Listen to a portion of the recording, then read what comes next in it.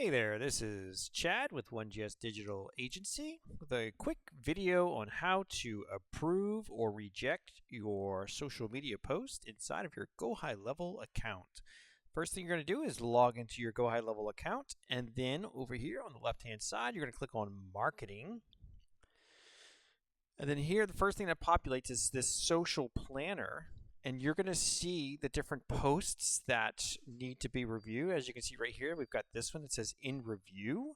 And so there's a couple of ways you can approve it or reject it. If you come over here and just hover over these three dots, you can reject, approve, and view. You can also just click it. And by clicking it, so here you go, you can actually see what it looks like. This is just a sample. It's not a real post, just a test. And so here's where you can actually click approve. You can reject it, or you can even just edit it. Like if you see something that you wish to add or edit, you can click on edit and actually edit that post and then save it and approve it. So super simple. If you have any questions, just let us know.